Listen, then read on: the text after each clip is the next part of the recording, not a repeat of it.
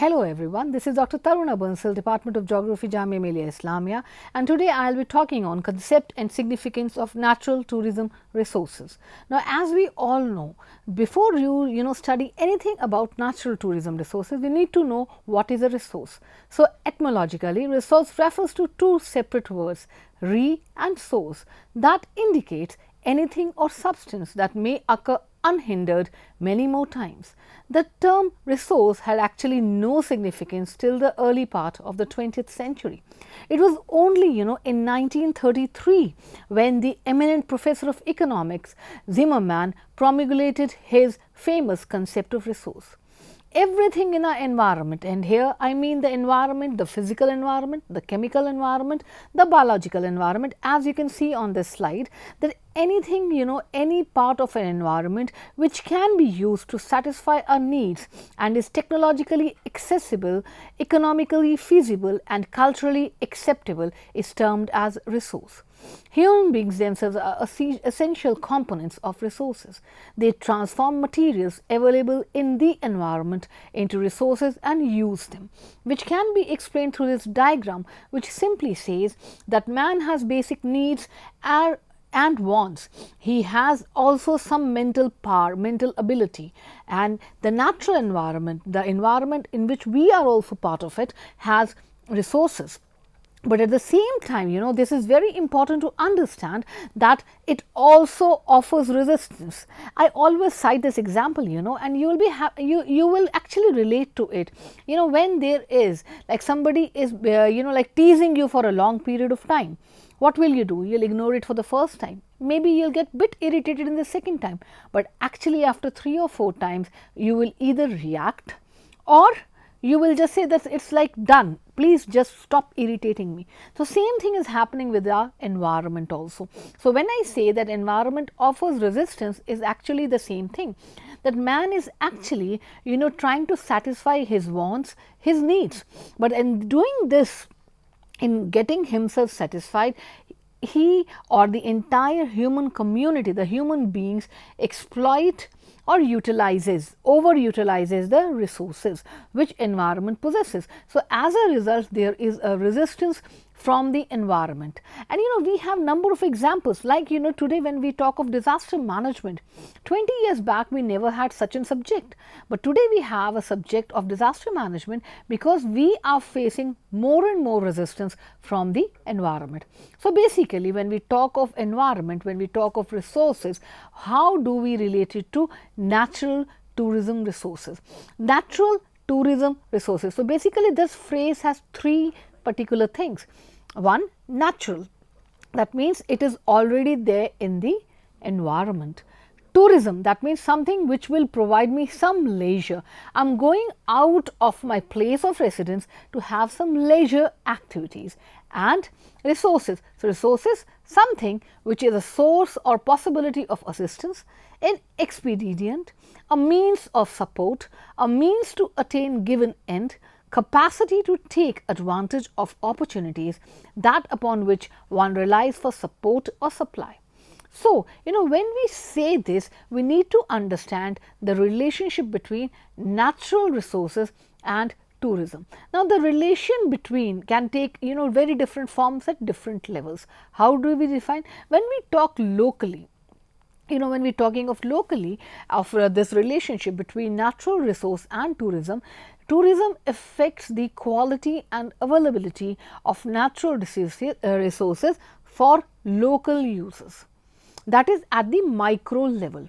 Regional level, that is at the meso level, tourism provides revenue for natural conservation, but can also contribute to a lot of crisis, like we have this water shortage, we have this waste mismanagement.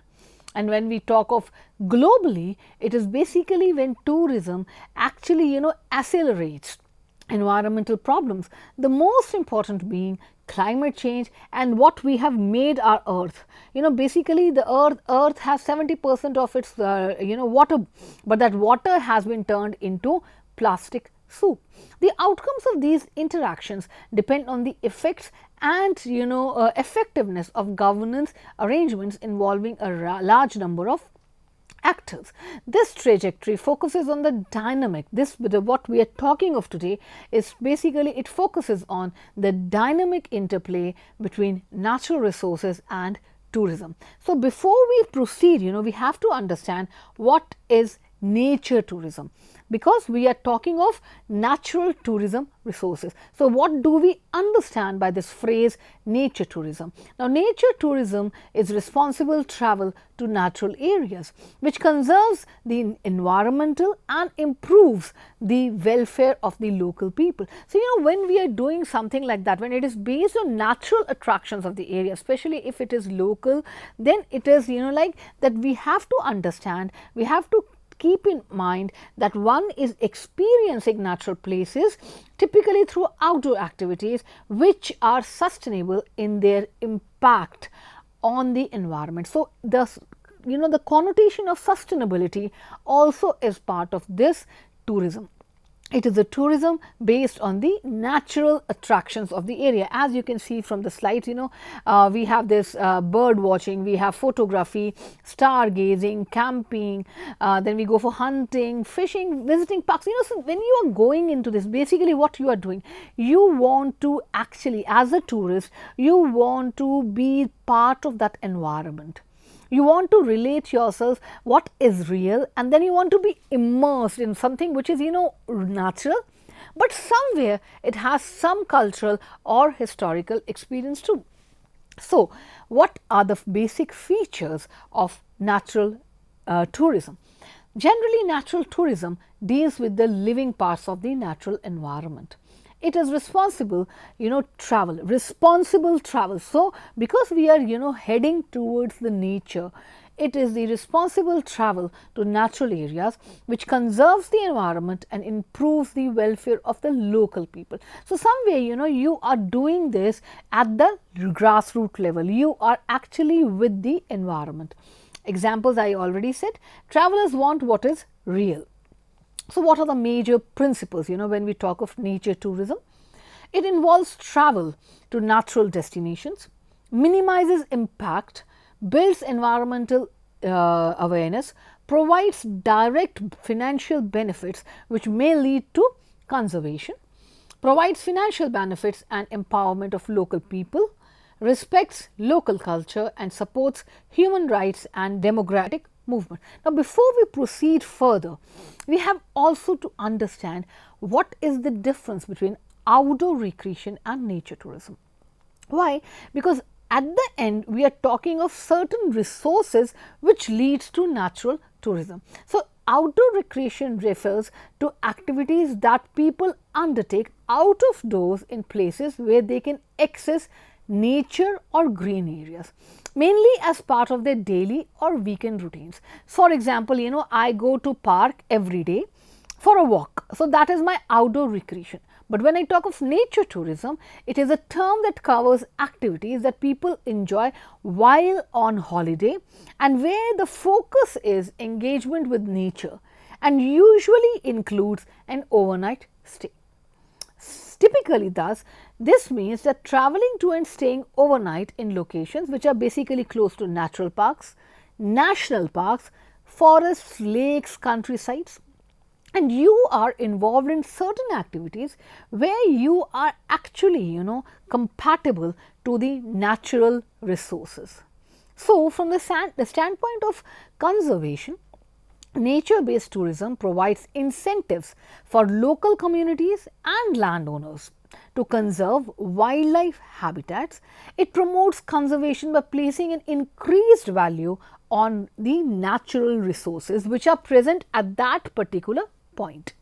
Another thing, what we need to understand is, I talked about what is outdoor recreation and what is nature tourism, but number of times people do confuse ecotourism as nature tourism. So, we need to understand what is nature tourism and what is ecotourism. So, it can be said that nature tourism is the whole circle, and ecotourism is just a part or a type of nature tourism. So, if I define nature tourism in its broadest sense, nature in tourism involving experiencing natural places which are basically outdoor activities and has some part of or some proportion of sustainability in its mind.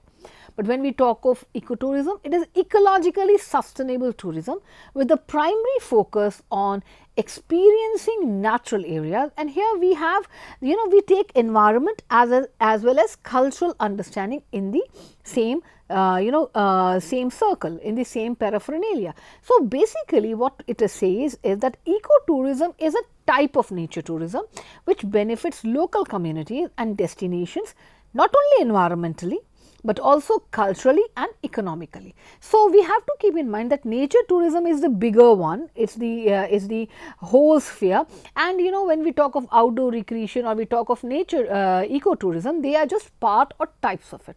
So, now what are these natural tourism resources, because we have to understand what is the concept and how it is important in the whole thing of tourism. So, the most important natural tourist resources are the variety of animal species in relation to the altitude in alpine areas. Like when you go to the alpine areas, you would like to see golden eagle, you would like to see the chamois, or you want to see the marmot. And then when you are in the coniferous forest, maybe you would like to see the lynx in the wood group, or when you are actually in the, suppose you are visiting Sikkim, you would like to see the red panda, or if you are in Ladakh, you would like to see a yak. Second is the outstanding cultural attractions, a wealth of ethnographically and folk elements. Third is customs and traditions which are well preserved and cherished, passed from generations to generations over the years. The festivals, the epiphany together with ceremonies related to the most important moments of human life, which is like birth, then there is wedding, death. Then the most beautiful scenery, which is the best suitable for your leisure moments, but also for recreational activities. So, basically simply it includes climate, as you can see this in this particular slide, where we have these mountains, and these the examples have been given from India itself. So, when you are in summer, you have these, you would like to go to Srinagar, you would like to go to Nainital or Oli for some hiking, sky hiking or something like that. But when it is winter, you would like to go to the coastal area. Second is the scenic beauty. So, again scenic beauty can be differently, like we have Nanda Devi and Valley of Flowers. Valley of Flowers is one of the national parks which has its own natural beauty, and people do visit. Waterfalls are natural and they have a scenic beauty, and so people visit. Then we have the desert, you would like to go and visit the sand dunes. People go to Jaisalmer to see the some desert, and then naturally the mountain areas. Then we have beaches and marine areas. So, beaches and marine areas are again one of the most popular resources when it comes to natural tourism, and we in India have number of beaches. Our coastline is huge. We have Konkan coast, we have Coromandel coast, and then we also have islands. So, what happens is you have number of marine areas, and you visit, each coastline has its different ambience and different type. We have a sandy coastline, we have a sandy beach, we have a beach with rocks, we have a smooth water body, sea, calm sea. If you visit a place in maybe in Diu, the sea is calm, but when you are in Goa, maybe the sea is not so calm. So, these beaches and marine areas are another important natural tourism resources. Then we have the landforms. Now, in landforms it can be a plateau, like when you are visiting Deccan Plateau. So, you have there is a picture showing, the third picture in this particular slide. We have mountains, we have lakes. People go to Ladakh to see that scenic beauty, the blue lake, the crystal clear water of that particular lake. We have relict mountains. We also go to places like Meghalaya, which is a Shillong, which is on a plateau. So, these become very important natural tourism resources. Flora, like again, as I already mentioned, there are a number of typical flowers, like we have a blue poppy in Uttarakhand, or we have these bamboo jungle in Kerala. So these flora types also are part of a natural tourism resources. Similarly, fauna, as I said, example of yak, or zebras, or you want to see the red panda, or any other typical. If you are going to Sundarban, you would like to see a Royal Bengal tiger. So what is happening here is that all these natural features which are part and parcel of the environment become tourism resources, and since they are part of the natural environment, they become natural tourism resources. Now what are these? They are other certain these are the natural, but when you try to preserve them, they also are there are some specific environmental features, like we have coral reefs. So if one is visiting Lakshadweep, you would naturally like to visit and see coral reefs, because you won't see coral reefs in other parts of India. Or if you are visiting Sundarbans, you would like to have the feel of how a mangrove forest is different from other type of forest. And mangrove is even under the water. Or if one is visiting Meghalaya, there is this root bridge which was not made by man, but which is natural. Similarly, we have national parks. We have Gir National Park, we have Hemis Natural Park. There are a number of natural parks in our country, and each has its own natural tourism resource. So they also become part of these resource types. Then we also have wildlife sanctuaries, and not only this, what has been done, we have these typical conservation areas where people, what they have done is, the government has taken initiatives that we are preserving, like we have number of bird sanctuaries where, or we have turtles, Ridley turtles in Orissa, Chilika Lake. So what is happening is we are trying to conserve certain parts, certain natural resources which attract tourists. So basically, in the words of Joe Kick, natural tourism resources are all natural elements and factors that possess a high degree of attractiveness. And not only that, they are actually providing, what they are not only helping us or attracting us, but they are also reflecting their geographical environment, which can be used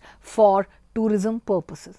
Now what are the drivers? Why do these resources become so attractive? So we have social and demographic drivers, in which we have demographic changes. Now what are these demographic changes? The decrease in traditional households, so that the family outings to recreation sites are less than the norm. People have children at later ages, it's like late marriages, so they are able to spend more time in traveling, and this has a big impact on nature tourism demand. So what is happening is, why is that? Because we are giving us more time for holidays. Then the affluent society, especially in the developed countries, we are not talking of India, but even in India, if you see today, people are going for holidays more often than maybe 20-25 years back. So the developed countries have become more prosperous, and people have higher average income, which they are spending on their leisure. And it is not only that, the income is there, the time is there. So the expenditure on leisure and recreation activities is much more, and this is also linked to the convenience culture, to the rise of the consumerism, and also the more choice and the changing work pattern. So all this together, which the demographic change has actually some way become a blessing for the tourism activities.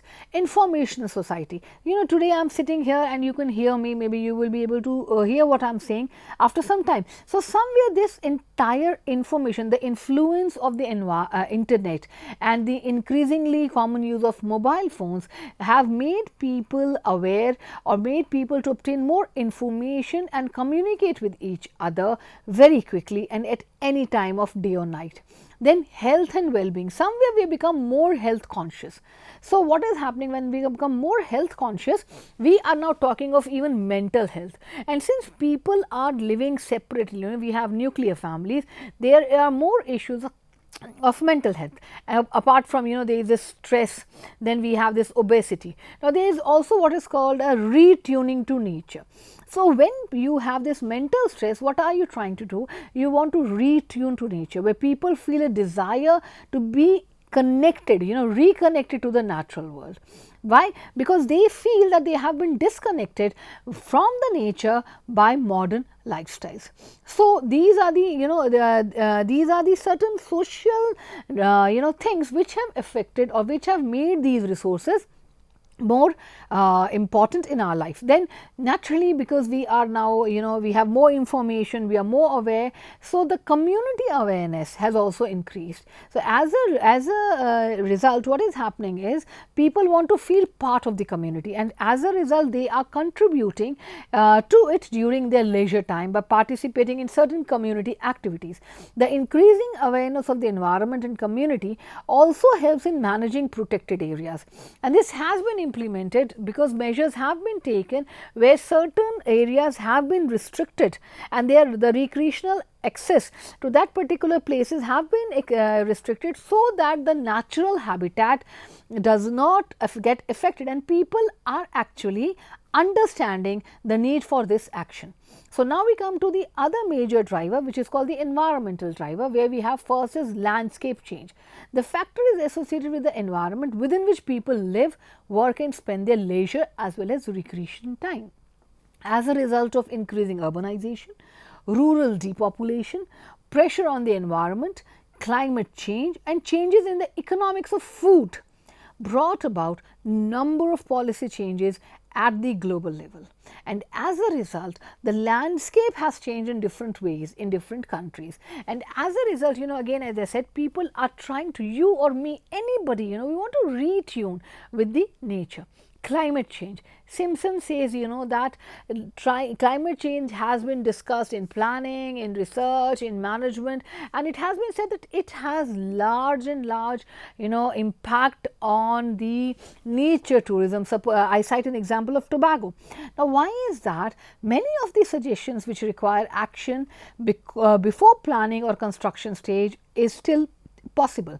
A crucial interdependence exists when we talk of climate and environment, tourism as well as communities. So, sustainability sustainable responsibility is there, responsibility with us lies, and since we are more aware, and especially government strategies both at local, regional and national level are important, and they play a very important role in the development of tourism industries that are financially and ecologically sustainable. Now, when we talk of which are the popular activities, when we talk of when we use these resources.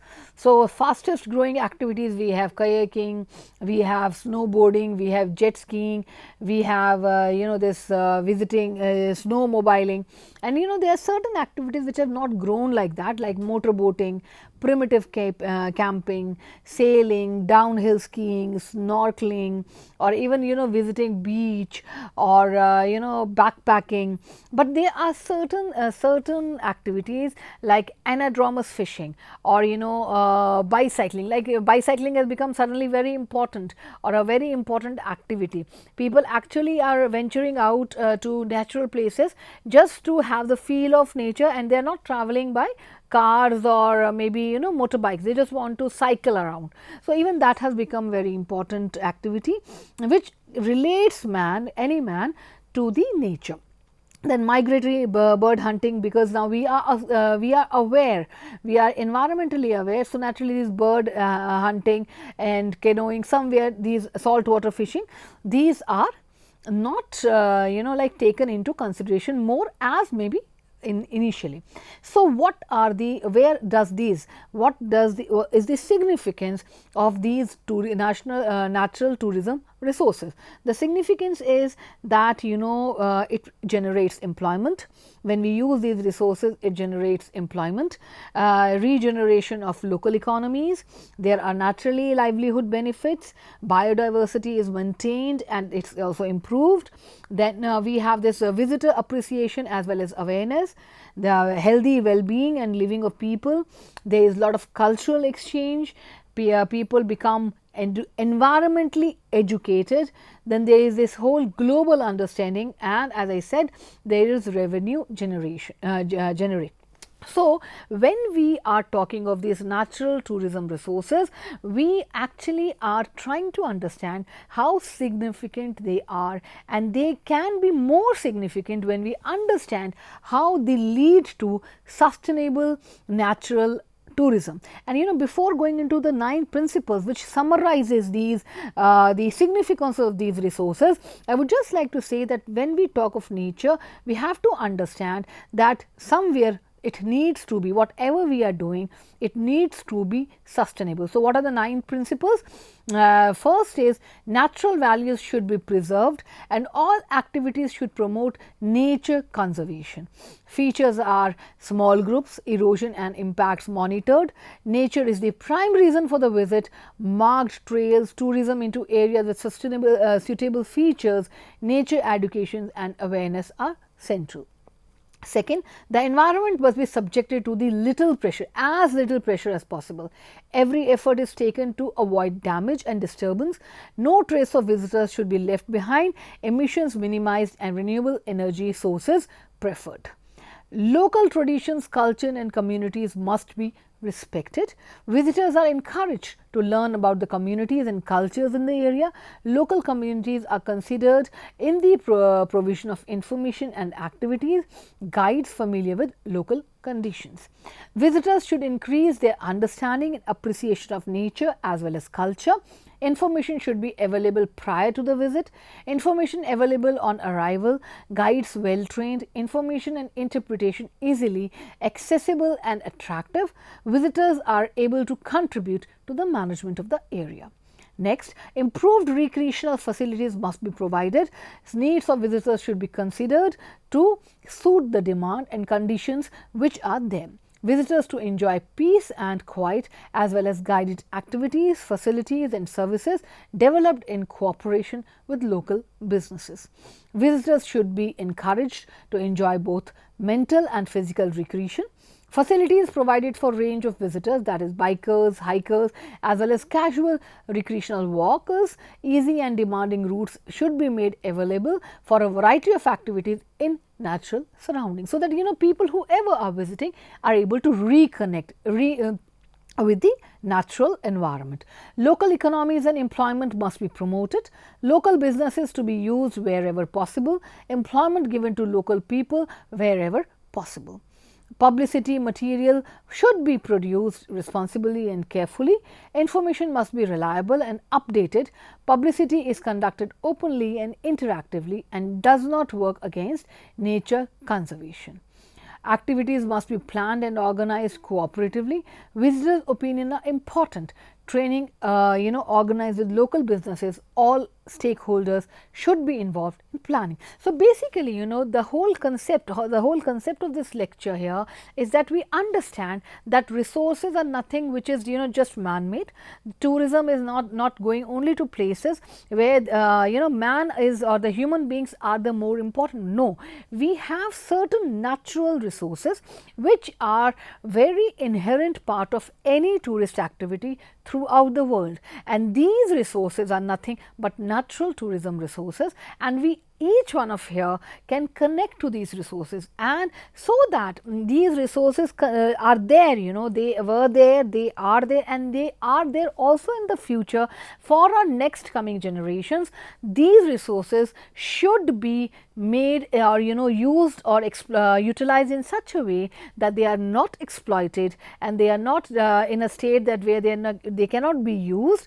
There should be an element of sustainability in it, so that the significance they have in the entire ambit of tourism activity remains even in future. I hope you enjoyed my lecture. Thank you.